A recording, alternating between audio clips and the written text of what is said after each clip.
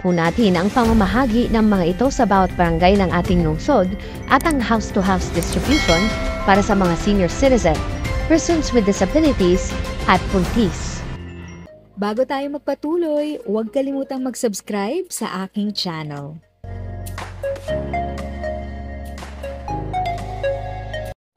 Thank you sa pag-click ng aking video. Good day po sa lahat ng mga nanonood. Sa mga bagong viewers at napadaan lang, by the way, I'm Tita Eda. Welcome to my channel. Ang channel na maghahatid sa iyo ng dagdag kaalaman tungkol sa government services, bagong mga balita at informative videos na galing sa legit na resources. Mag-subscribe na para updated ka. Ang Pasko sa Taguig ay pag-ibig! House-to-house distribution po ang unang saltada ng ating pong pamaskong handog. Aabutin po ng City Government of Taguig sa pamamagitan ng ating mga masisipag na enumerators. Dalawa kayo dyan. At, syempre, barangay affairs.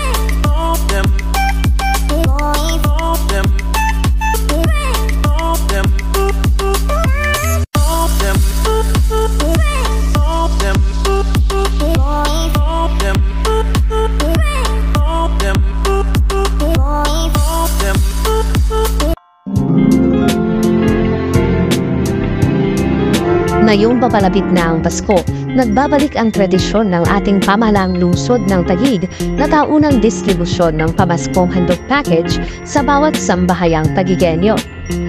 Sinimulan na po natin ang pamamahagi ng mga ito sa bawat barangay ng ating lungsod at ang house-to-house distribution para sa mga senior citizen, persons with disabilities at puntis.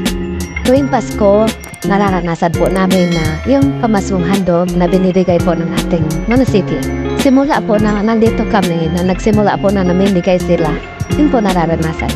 Malaking tulong po sa amin kasi di na po kami bumibili ng pang-Noche-Buena, yun na po ang aming dinuluto.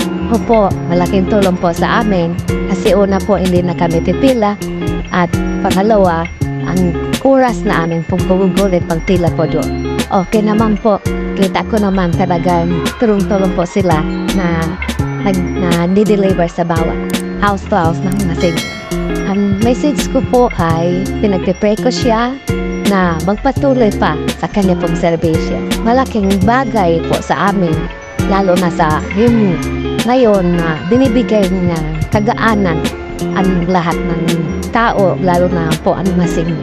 Ang Pasko sa Taguig ay pag-ibig. Ang pamamahagi po ng pamaskong handog ay paraan natin upang mas ipadama ang esensya ng pagbibigayan sa Pasko at maibsan ang gastos ng ating mga kababayan. Gayon din, para sa kaligtasan at kapakanan ng ating mga senior citizens, persons with disabilities at mga buntis. Manatiling nakatutok sa I Love Taguig Facebook page sa mga anunsyo ng pamaskong handog sa inyong barangay. Tunay nga, ng Pasko sa Taguig ay pag-ibig.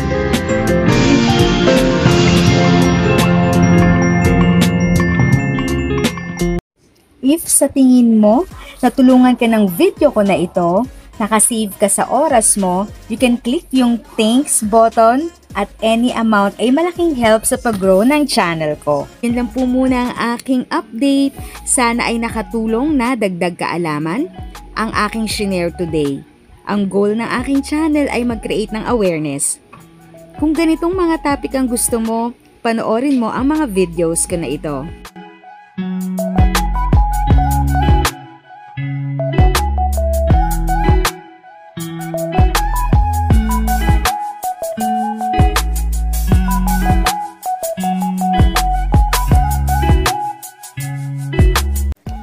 Thanks for watching!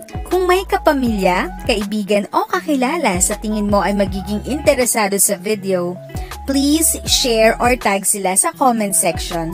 At syempre, if nagustuhan mo ang video, i-like mo na ito at subscribe ka na din.